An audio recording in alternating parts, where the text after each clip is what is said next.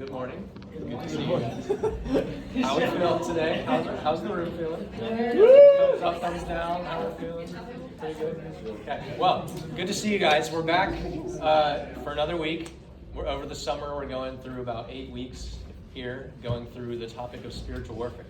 That's what we've been jumping into last week. We're going to continue in it today. If you're new here, if you haven't been to Theology Lab before, welcome. Thanks for being here. It's great to always have new people. This is part of our young adult ministry. So our young adult ministry here at First Orlando is for anyone 18 to 30.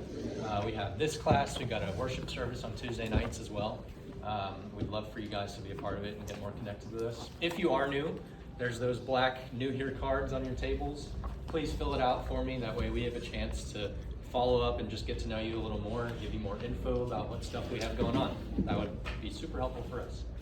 But yeah, so this semester, we're jumping into the topic of spiritual warfare. Last week we kicked it off, and we talked about just kind of the idea of what spiritual warfare is. So we talked about how there is just this enemy that's out there that is trying to, the verse we used last week, John 10:10, trying to seek, kill, and destroy us. That's what we talked about last week. Just the basic overview that as Christians we are in a fight. There's a fight going on around us between forces of evil in this world and forces of good, being God versus Satan. Right? That's kind of the gist of what we just touched on last week. But last week was a lot of just like starting to reflect on it and think about how have I experienced it in my life? What do I think about when I think about this topic? Today, we're going to kind of jump in and start actually digging into what is this topic? What does this topic mean? So to start us off, how many of y'all in here grew up playing sports? Pretty good amount. Any like high school or college athletes in here? A few of us. You were in high school, college? High school. Really? Okay. What'd you play? You sound so doubtful. Yeah. I know I'm not what I used to be. I used to Baseball, football. Baseball. Okay. Football. I didn't know. Yeah. Malcolm? Football, right? Football, basketball, golf, and bowling. All. Oh, dang. Yeah. Okay, so Malcolm, growing up, I mean, this wasn't even that long ago for you because you played college. So, when you were getting ready for a game, was there something that maybe your coaches would do to help you prepare for that game? Pray, and then he always tell us, he asked us what we pray for. He told us to pray to be a blessing to somebody else before every game.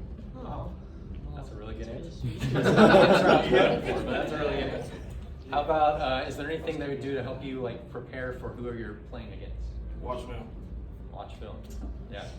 Anybody else? Things that maybe y'all would do to get ready for whoever you're playing against? Watch film, scouting reports. Like, here's all the info you need to know about the team you're playing against, right? So what would they tell you when you're watching film? Like, what would you look for? For me, Yeah, like as you're playing, as you're getting ready to play, what would you look for in the film you're watching? football aspects, tendencies, down the distance, like yardage, what play they like to run on first, second, or third down, or Yeah. they form like formations, kickoff formations.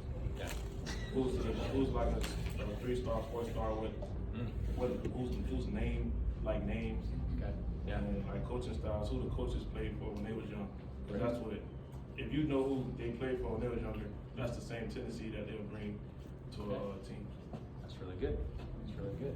So, who you're playing against, what their tendencies are, like who are they as people, as coaches, what kind of styles do they have, what kind of plays are they going to run, all that good stuff.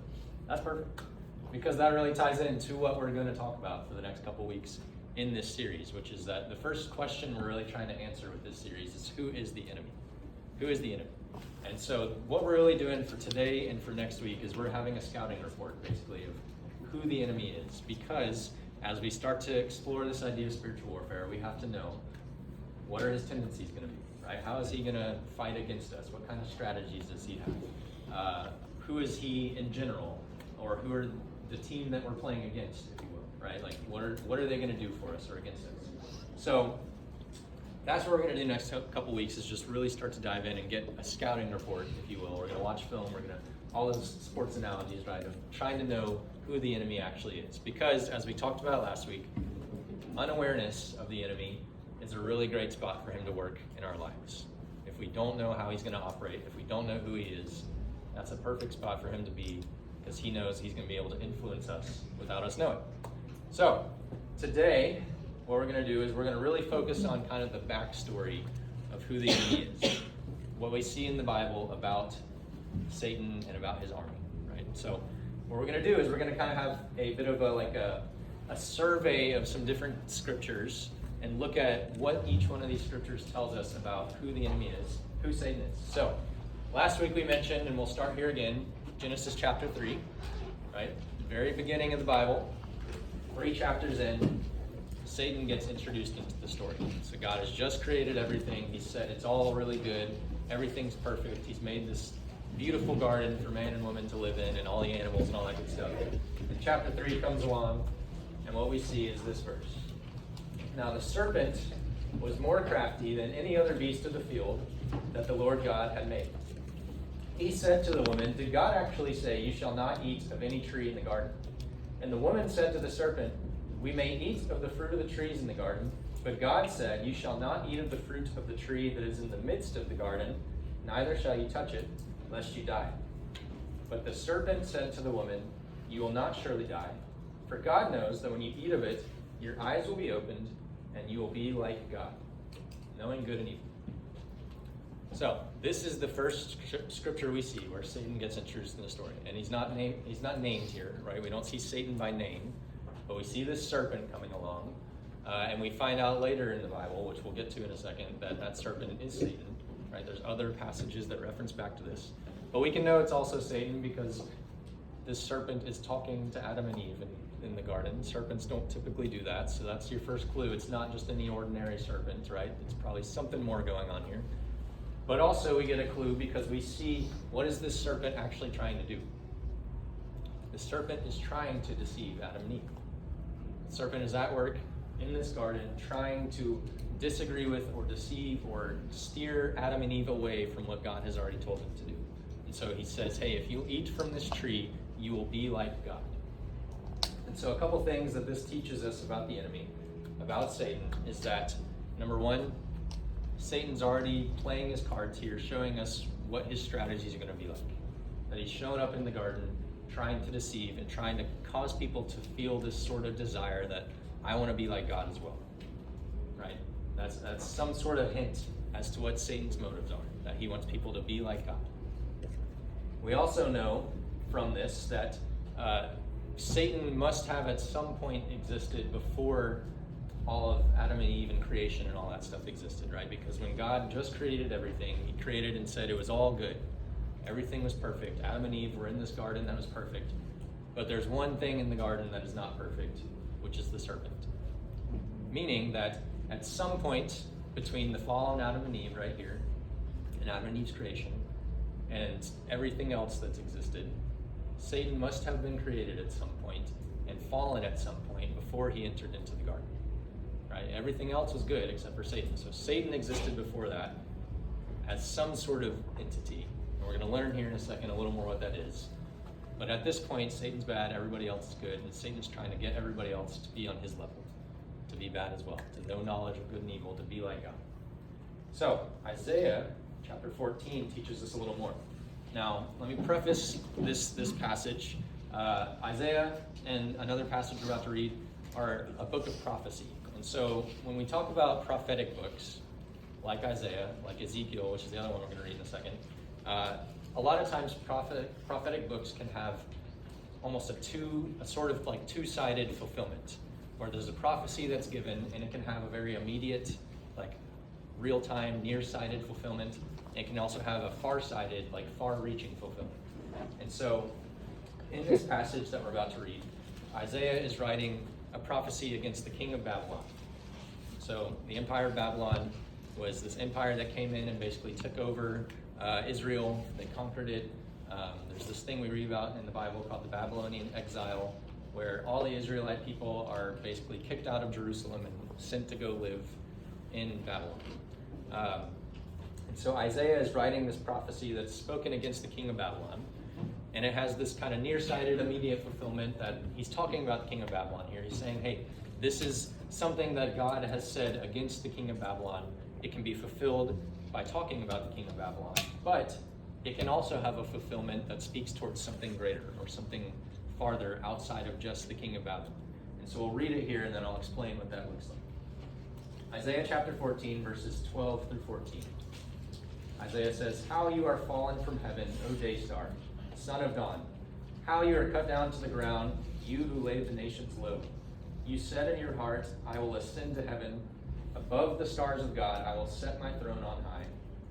I will sit on the mount of assembly in the far reaches of the north. I will ascend above the heights of the clouds. I will make myself like the Most High." Now, reading that, think back real quick to what we just read in Genesis 3. What was the thing Satan was trying to do? Make people Be like God. Yeah. And so what we're reading in here is another passage that is written in immediate context about the king of Babylon, but most scholars agree that this passage also can be applied towards Satan, because he's saying things like, "How you are fallen from heaven, O day star." Right? That when you guys hear the word Lucifer and talking about Satan, that's where this comes from, because O day star means Lucifer. It's a name. There's not necessarily full agreement on is that actually the name of Satan or not. That's not necessarily what we're talking about here, but that's why people call Satan Lucifer, because of this verse right here. O day star, Lucifer.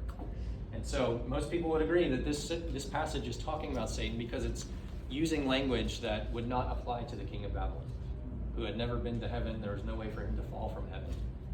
So there must be something a little farther that's being talked about here. And so then we see these 5 I will statements that are highlighted here that are all talking about Satan's motives, right? This is why Satan fell, because Satan said, "I will ascend to heaven, I will be above the stars of God, I will sit on the mount of assembly in the far reaches of the north, I will ascend above the heights of the clouds. Ultimately, I will make myself like the Most High." The exact same thing he's trying to tempt Adam and Eve with is the same reason that God cast him out of heaven, that he fell down from heaven. Ezekiel, very similar to what I just talked about, has a very similar prophecy. This one is against the king of a nation called Tyre, Tyre. And in the Bible, Tyre is a nation that's right next to Israel. They're trading partners. They work together a lot. If you read the book of 1st and 2nd Kings, Tyre shows up a lot in that. And so Ezekiel is making a prophecy against the king of Tyre. But again, there's some language in there that suggests this is not just talking about the king of Tyre. He's talking about Satan here as well. What he says is, "Moreover, the word of the Lord came to me, Son of man, raise a lamentation over the king of Tyre and say to him, Thus says the Lord God, you are the signet of perfection, full of wisdom and perfect in beauty. You are in Eden." Was the king of Tyre in Eden? No. But guess who was? Satan. "You are in Eden, the garden of God. Every precious stone was your covering. Sardius, topaz, and diamond, beryl, onyx, and jasper, sapphire, emerald, and carbuncle. And crafted in gold were your settings and your engravings. On the day that you were created, they were prepared. You were an anointed guardian cherub. I placed you. You were on the holy mountain of God. In the midst of the stones of fire you walked." We'll pause there for a second, and we'll keep reading. Anointed guardian cherub. Also not talking about the king of Tyre here, right? That is what can be described as this highest level kind of angel, basically. So it's pointing towards something else. And again, most people would say this is talking about Satan. This anointed guardian cherub, meaning that Satan was one of the highest level angels in God's heavens at some point. And he was in Eden. He was created in perfection, right? It says he was full of wisdom, full of perfection, full of beauty. So at some point when Satan was created, he was top of the top, had no flaws, was the standard for an angel, right? Keep going. "You were blameless in your ways from the day you were created until unrighteousness was found in you. In the abundance of your trade, you were filled with violence in your midst, and you sinned. So I cast you as a profane thing from the mountain of God, and I destroyed you, O guardian cherub, from the midst of the stones of fire. Your heart was proud because of your beauty. You corrupted your wisdom for the sake of your splendor. I cast you to the ground. I exposed you before kings to feast their eyes on you." And this is what we see was Satan's fate. He sought to be like God. He sought to anoint himself higher than God, higher than anybody else. He had this perfect beauty and wisdom and all this stuff until unrighteousness was found in him because his heart was proud, because he wanted to be greater. Right? He wanted to be more than what he was. And so what we see here, sometimes when we kind of talk about this idea and talk about Satan, and like we see Satan was perfect, but something happened and unrighteousness was found, like where does that come from? It can raise the question of, did God create Satan this way? Did he create evil? Like if Satan fell and Satan is perfect, then why did that happen, right? Did God create it? And the answer for that is that God did not create evil. Right? Satan was created perfect and without blemish, and created as the standard of the signet of beauty and wisdom and perfection, which means he was created without evil in him. But just like us, he had the possibility of evil. And we don't know exactly what it was for him. For us, it was, being in the Garden of Eden, the tree of knowledge of good and evil. That was the possibility of evil for humanity. For Satan, we don't know exactly what that looks like, but there was some possibility there, and ultimately Satan chose evil. Right? God did not create evil. Satan chose it. And Satan is the one that brought it into the world for the rest of us. Right? As we already talked about in Genesis 3, Satan brought it into the world for us. He also brought it into the world for the rest of his army, his angels as well. Right? Because when we think about the enemy out there, we're not just talking about Satan alone here. Satan has armies that are around him as well, that are with him. And so we read about this a little bit more actually in the book of Revelation. So we're jumping from earlier all the way to the end of the Bible here.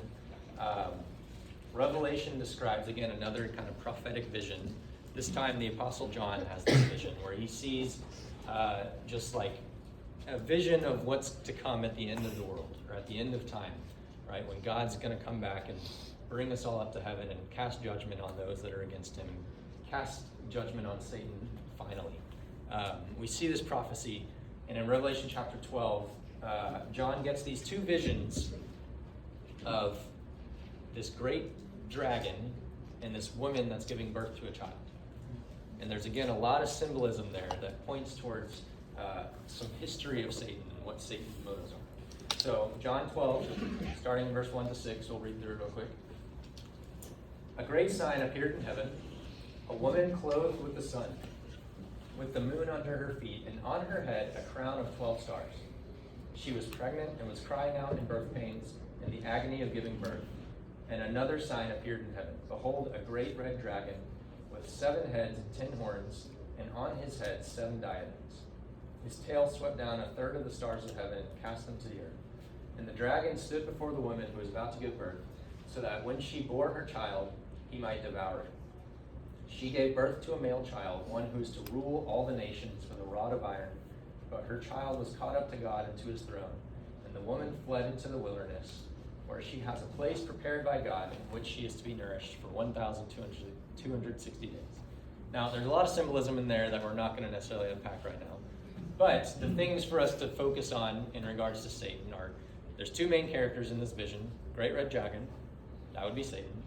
And this woman that's giving birth to this child who is going to be ruler of all.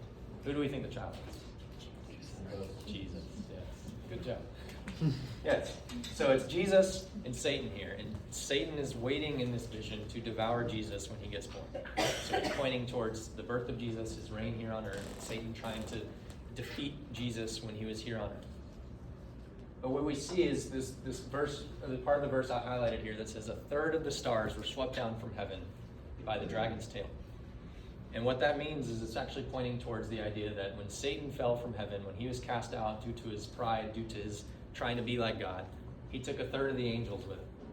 Right? That there was all these angels that also followed Satan and said, I want to be like God as well. I want to rebel. I want to do the same thing Satan's doing. And he brought them down there with him. And those would be what we know now as demons. Right? That Satan has this army that came with him that's out there trying to do his bidding, do the same thing that Satan's been trying to do, which is spread deceit, spread lies, and spread malice and envy and all sorts of this sinful stuff that we experience in our lives. That is the goal of Satan and his army, that they are trying to spread the exact same thing, this temptation or this desire to be like God. And so the enemy, not just Satan, but his demons as well that are out to do his bidding. Let's keep reading here a little bit. This one's a little long, so stick with me. But the last 10 verses of this section 7 through 17. Now war arose in heaven, Michael and his angels fighting against the dragon. So again, we got this warfare imagery going on, spiritual warfare. And the dragon and his angels fought back, but he was defeated, and there was no longer any place for them in heaven. And the great dragon was thrown down, that ancient serpent. There we go. That's pointing back to Genesis, that ancient serpent, who is called the devil and Satan, the deceiver of the whole world. He was thrown down to the earth, and his angels were thrown down with him. And I heard a loud voice in heaven saying, "Now the salvation and the power and the kingdom of our God, and the salvation and the power and the kingdom of our God, and the authority of Christ have come. For the accuser of our brothers has been thrown down, who accuses them day and night before our God. And they have conquered him by the blood of the Lamb and by the word of their testimony. For they loved not their lives, even unto death. Therefore rejoice, O heavens, and you who dwell in them. But woe to you, O earth and sea, for the devil has come down to you in great wrath, because he knows that his time is short." Pause for a second. Great dragon, Satan, the serpent, is thrown down. And so now what we're seeing is it's saying that rejoice, because the accuser of our brothers has been thrown down. They've conquered him by the blood of the Lamb, for they loved not their life, even unto death. And what we see is actually the opposite of what Satan tempted them with in the beginning, right? This is talking about those of us that follow Jesus. And the temptation from Satan was, hey, if you'll eat from this tree, you'll be like God. And what this verse is saying is, hey, we can rejoice because the one who accuses our brothers has been thrown down, and they have conquered him by the blood of Jesus, because they chose not to love their lives. Right? They chose not to say, I'm going to be like God. Instead, they laid their own lives down.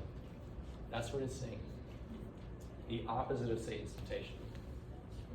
Keep going, last couple verses. And when the dragon saw that he had been thrown down to the earth, he pursued the woman who had given birth to the male child. But the woman was given the 2 wings of the great eagle, so that she might fly from the serpent into the wilderness, to the place where she is to be nourished for a time, and times, and half a time. We're not unpacking all that part today. We'll see what that looks like at some point. But the thing to note, the serpent poured water like a river out of his mouth after the woman to sweep her away with a flood. But the earth came to the help of the woman, and the earth opened its mouth, swallowed the river that the dragon had poured from his mouth. Then the dragon became furious with the woman, and went off to make war on the rest of her offspring, on those who keep the commandments of God and hold to the testimony of Jesus. And this right here is what we see, why we still have this warfare going on in our lives today. Because Satan knows that he is lost, he has been cast down, he's been thrown down, and he's mad about it. And so he knows his time here is short, and he's doing whatever he can to continue to wreak havoc in our lives and in the lives of people that exist here on earth, right? The lives of those who keep the commandments of God and the testimony of Jesus. Because he's angry, because he lost. And so, you know what? He's like, I'm just going to make war on everybody else, because I can't seem to get this child that's been born. I'm not going to be able to defeat him, so I'm just going to see if I can cause as many people as I can to be left behind, or to be lost, or to be drawn away from God, because that's all I can do is hope to just, like, I'm on my last limb, like, make as much damage as I can before I go out. And so that's what we see about Satan, right? This is Satan's backstory.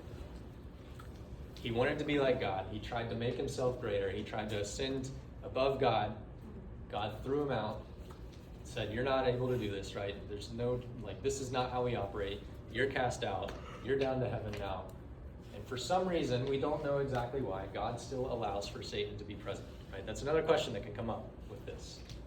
Why would God not just defeat him once and for all right now, instead of letting him be out here causing this warfare, causing this damage? And the answer for that is that we can't truly fully know. Because think back to last semester, if you were here, we talked about these attributes that God has, that only God has. Where God is all-knowing, God is all-powerful, God is all-present, and we as humans can't have that. And so we can't fully know why God does some of the things he does, or allows some of the things he does. But what we can know is that God does promise that all things will work together for our good, as we just sang in service, if you were in there, the Good Plan song, right? God promises he has reasons for the things he does. And it may seem weird or unfair or unjust to us, but we are also not God. So we can't fully know the answer to that question, but there must be a reason for it, that God still allows it to happen.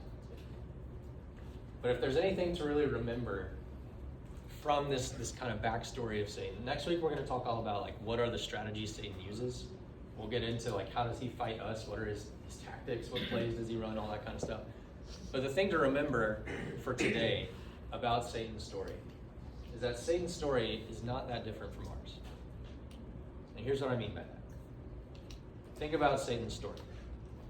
Satan was a created being, right? God created Satan at some point. He was created, he's not God, meaning he does not have those attributes that God has. He is not all-powerful, he is not all-knowing. Satan can't read your mind. Right? He doesn't know what you're thinking at any time. He's not all-present. He's probably not in this room right now. Right? He might have some demons that are in this room right now, for all we know. But Satan's probably not, because he's not God, which means he cannot be everywhere all at once. He's probably wherever the most evil in the world that's happening in the world right now. That's probably where Satan is. But he's probably not right here. That doesn't mean we should be less aware of what's going on. But Satan does not have the same powers that God has. He was a created being. What we also know is that Satan was created good. Right? Remembering back to that verse in Isaiah, that he was the signet of beauty. He had all this wisdom, all this perfection, right? Satan was created good. But ultimately, Satan chose evil. Right?